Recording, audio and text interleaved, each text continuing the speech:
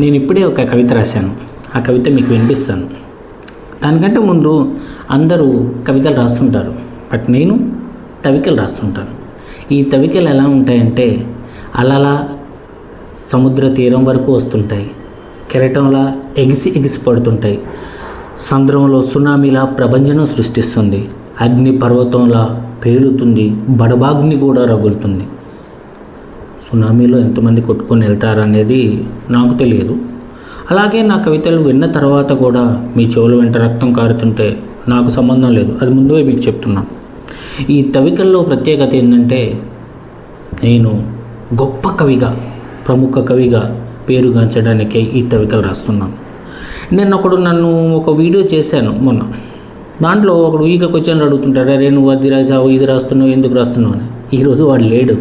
అందుకే మీకు నా కవితా ప్రవాహం ఎలా ఉంటుందో అనేది శాంపిల్గా ఒకటి చూపిస్తాను. చూడండి, ధరించండి, ఆనందించండి, నవ్వుతూ ఆశీర్వదించండి.